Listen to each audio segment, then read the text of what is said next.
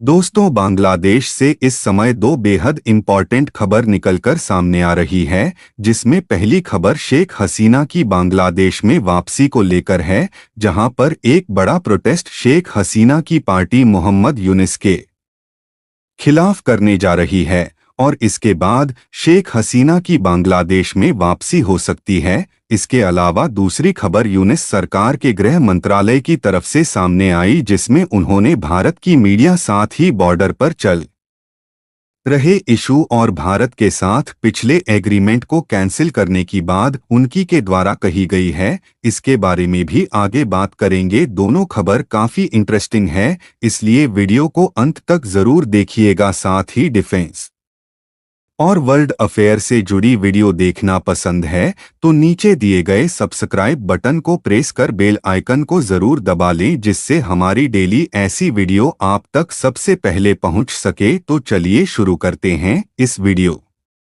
को। पहली अपडेट की बात करें तो शेख हसीना बांग्लादेश में वापसी कर सकती है। दरअसल 1 फरवरी से उनकी पार्टी आवामी लीग बांग्लादेश में प्रोटेस्ट करने जा रही है। इसको लेकर उन्होंने अपना स्केड्यूल भी जारी कर दिया है। इसके साथ ही यूनिस सरकार के खिलाफ प्रदर्शन के साथ मोहम्मद यूनिस की इस्तीफे की भी मांग की जाएगी। बांग्लादेश में सत्ता परिवर्तन को 6 महीने बीत चुके हैं। इन 6 महीनों में शेख हसीना की पार्टी अंडरग्राउंड थी। इस दौरान आवामी लीग के सभी कार्यकर्ता छुपे हुए थे, लेकिन अब यूनिस सरकार के खिलाफ प्रदर्शन करने के लिए पार्टी तैयार है। बता दें, पार्टी ने अब कहा है कि मोहम्मद यूनिस की सरकार इलीगल है, इसीलिए देश भर में प्रोटेस्ट करने के साथ इस्तीफे की मांग की जाएगी। बताया जा रहा है कि शेख हसीना की पार्टी को सबसे बड़ा सपोर्ट अमेरिका के नए राष्ट्रपति डोनाल्ड ट्रंप का मिल रहा है,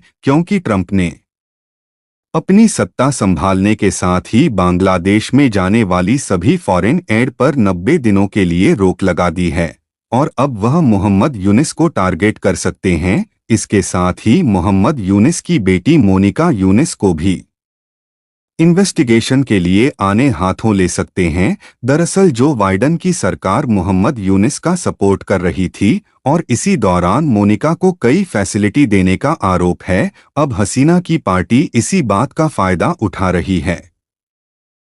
बता दें कि हसीना सरकार में जॉइंट सेक्रेटरी रहे महबूब आलम हनीफ ने यूनिस सरकार को घेरा। पूर्व विदेश मंत्री हसन महमूद ने भी अपनी एक कार्यकर्ताओं की सेना तैयार कर ली है। इसके अलावा उन्होंने बेल्जियम से भी बांग्लादेश की अंतरिम सरकार पर हमला बोला था। हाल ही में ढाका यूनिवर्सिटी में भी हसीना के सपोर्टर ने प्रोटेस्ट किया था। 6 कॉलेज पर प्रोटेस्ट किया गया और डिमांड की गई कि कोटा सिस्टम को खत्म किया जाए, क्लासरूम में लिमिटेड एडिशन हो और टीचर और स्टूडेंट का रेशो बराबर बनाया जाए। इसके बाद यूनिवर्सिटी के प्रिंसिपल ने भी कहा कि हम अलग होना चाहते हैं, यूनिवर्सिटी के साथ कोई एफिलिएशन नहीं रखेंगे। ग्रास रूट पर हसीना की पार्टी के वर्कर्स एक्टिव होकर प्रोटेस्ट कर रहे हैं और अभी रणनीतिक तरीके से बांग्लादेश की सरकार पर हमला बोलने की तैयारी है। बता दें कि 1 से 5 फरवरी को पार्टी के कार्यकर्ता पेम्पलेट बांटेंगे।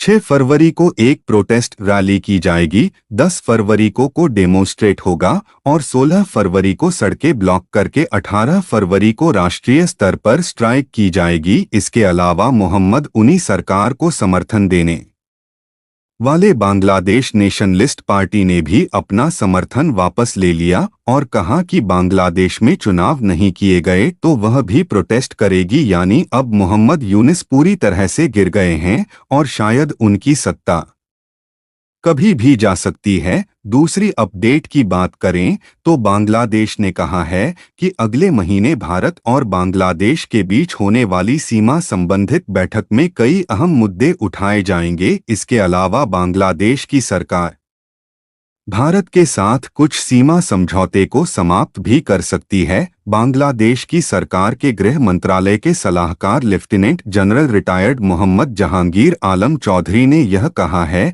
कि भारत के साथ सीमा संबंधित समझौतों पर चर्चा की जाएगी और कुछ एग्रीमेंट को कैंसिल भी किया जा सकता है।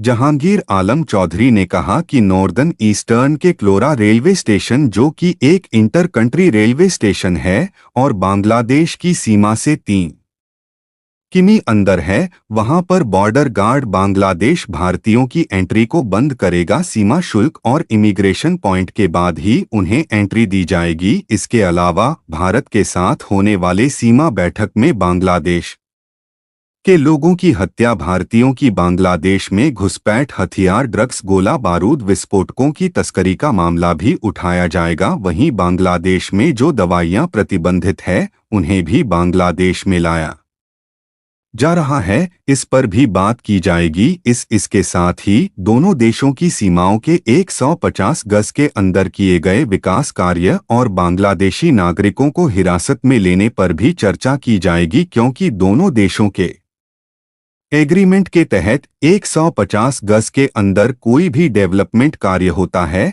तो दोनों देशों की सहमति जरूरी होती है और एक तरफा नहीं कार्रवाई की जा सकती। जहांगीर चौधरी ने कहा कि बॉर्डर लाइन, बॉर्डर पिलर और बॉर्डर मैनेजमेंट के मुद्दे पर भी चर्चा होगी। इसके अलावा 4 नहरों के वाटर ट्रीटमेंट प्लांट और वाटर फ्लो पर भी चर्चा होगी। यह 4 नहरें भारत के अगरतला से बांग्लादेश अखोरा की ओर बहती है। इसके अलावा भारतीय मीडिया और सोशल मीडिया पर भी जो बांग्लादेश को लेकर अफवाह फैलाई जा रही है उस पर भी बातचीत की जाएगी। बता दें कि भारत और बांग्लादेश की सेनाओं के बीच में 17 से 20 फरवरी के बीच में यह बैठक होगी। 55वें बीजीबी और बीएसएफ महानिदेशक स्तरीय सम्मेलन में इन मामलों पर चर्चा करने की बात बांग्लादेश ने की है। हालांकि बांग्लादेश की बातों से तो यही लगता है कि उल्टा चोर कोतवाल को डांटे और जिस तरह की हरकत बांग्लादेश कर रहा है